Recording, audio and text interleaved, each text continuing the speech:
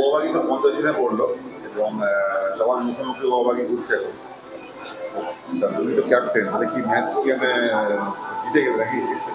Match এখনো চলছে এবং অ্যাজ এ প্রডিউসার হিসাবে আমরা যেটা আমরা যে লক্ষ্য নিয়ে কাজটা করেছিলাম সেই কাজটাতে আমরা খুব সফল আর কি।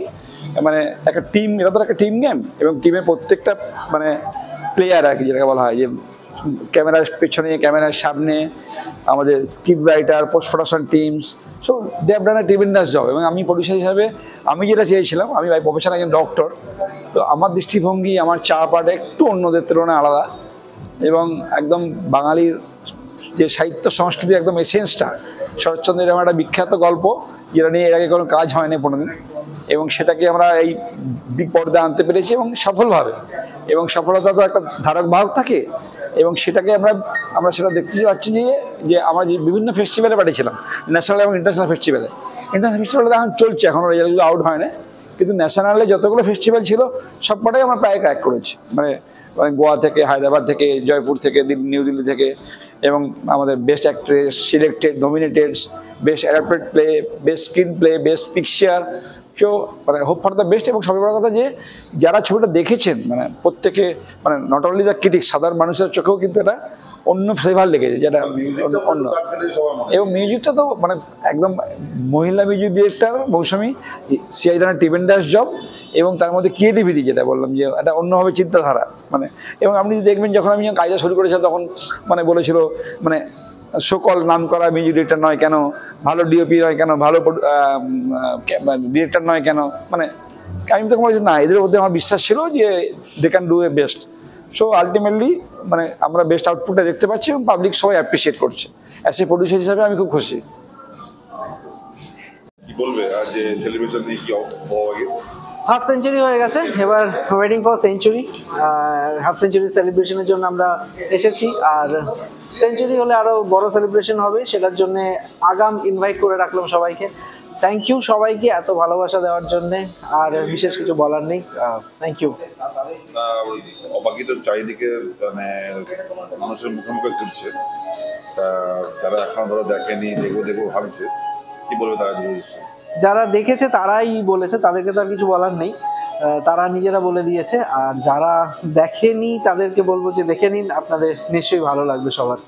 এবং মিউজিক একটা বড় মানে মানে সবার কানে একটা বাজছে মিউজিকটাও আগে, হ্যাঁ বড় একটা সবার মুখোমুখি করছে মিউজিক। হ্যাঁ, আমি বারবারই বলেছি যে আমি অডিও ভিজুয়ালি অনেক ট্রিটমেন্ট করেছি, নতুন ট্রিটমেন্ট করেছিলাম এই ছবিতে মিউজিক একটা বড় অংশ।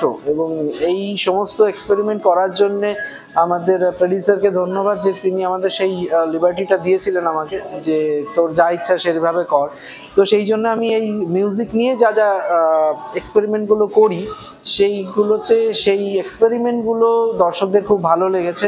থ্যাঙ্কস টু মৌসুমী চ্যাটার্জি, যে মিউজিক ডিরেক্টর এই ছবি, সে যে কাজগুলো করেছে দর্শকের খুব ভালো লাগছে। আশা করি আরও ভালোবাসা পাবো দর্শকদের কাছ থেকে। Thank you.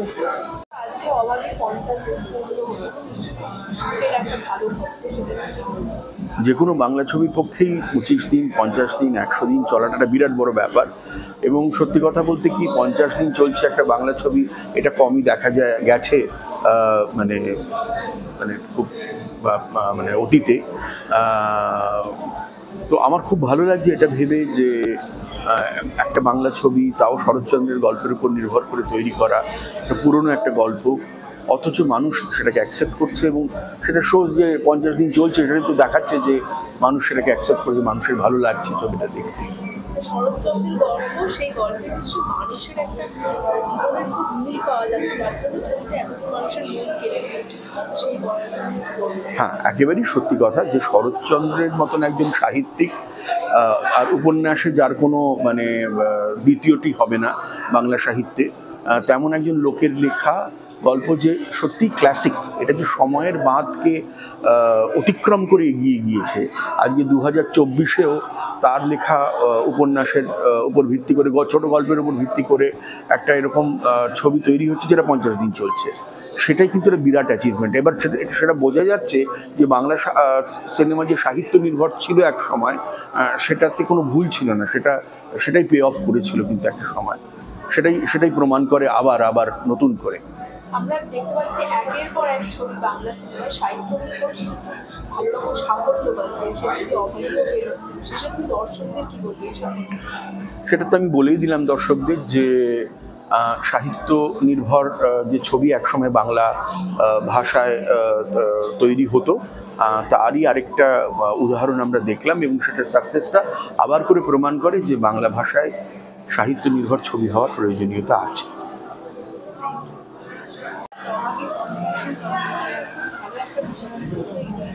এটাই বলবো যে congratulations to the entire team. খুব ভালো লাগছে যখন বাংলা ইন্ডাস্ট্রি আস্তে আস্তে এরকম ছবিতে বেশি ইন্টারেস্ট দেখাচ্ছে, তারা ভালোবাসছে, because this is very important. মানুষের এরকম ছবি দেখা উচিত, because it's a good thing for our entire industry and for us as well. So congratulations. আমি অনেক অনেক অনেক ইয়ে জানাই, কংগ্রাচুলেশনস জানাই। আর আমি যেহেতু এখনো দেখে উঠতে পারিনি, so I can't give I thing about this film, but হ্যাঁ আমি ডেফিনেটলি দেখবো, ডেফিনেটলি জানি। শরৎচন্দ্র চট্টোপাধ্যায়ের গল্প অবলম্বনে এই ছবি, আজও যে বাঙালি শরৎচন্দ্র চট্টোপাধ্যায়কে মনে কেটে যায়। অ্যাবসলিউটলি এটা দেখো, এটা যে কী বলবো, প্রত্যেকটা এই যারাই আছে স্টুডেন্টকে যাদের নাম আমরা রিপিট করি, সো তারা সারা জীবনই আমাদের জন্য ইম্পর্টেন্ট, আর সারা জীবনে তারা আমাদের জন্য অন্য জায়গায় বিলং করে। সো তাদের যে কোনো গল্পই যদি আমরা ভালো করে তুলে ধরি, তো সেটা আমার মনে হয় অডিয়েন্স দেখবে এবং তারা পছন্দ করবে। Thank you, thank you.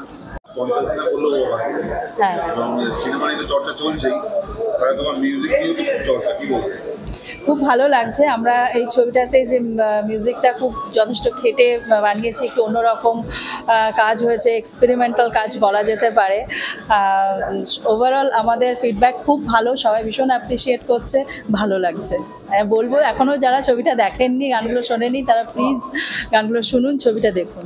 Music নিয়ে তো সবাই ওভাবে সিনেমার থেকে মিউজিক নিয়ে সবাই বলছে মিউজিকটা একটা অন্য ধরনের একটা আলাদা মিউজিক, আলাদা ধরনের, আলাদা ধাঁচের। হ্যাঁ হ্যাঁ, একদমই আলাদা ধরনের করেছি, কারণ আমরা এই ছবিটাতে যে গানগুলো আমরা বানিয়েছি, 5টা গান ছিল, তার মধ্যে একটা গান আমরা খালি গলায় করে বানিয়েছি, যেটা চন্দ্রানিধি গেয়েছেন। রূপঙ্করদা আইটেম সং গেয়েছেন, যেখানে আমরা রূপঙ্করদাকে সাধারণত একটু মেলোডিয়াস গান শুনেছি আর কি। আর লগ্নজিতা যে গানটি গেয়েছে, সেই গানটি আমরা অন্যরকমভাবে অ্যারেঞ্জমেন্ট করেছি, যেখানে আমরা কোনো রকম অ্যাকোস্টিক্স ইউজ করিনি। আমরা ওই মানে নেচারে যে হাউস হোল্ড আমরা সাউন্ডগুলো পাই, সেগুলোকে আমরা মিউজিক্যালি ইনকর্পোরেট করার চেষ্টা করেছি। আমরা অনেক মানে এই ছবির সবকটা গানই, মিউজিকটা পুরোটাই ভীষণ এক্সপেরিমেন্টাল, আমরা অনেক রকম এক্সপেরিমেন্ট করেছি। তো এখন ভালো লাগছে, সেই জন্য সবাই যখন অ্যাপ্রিসিয়েট করছে।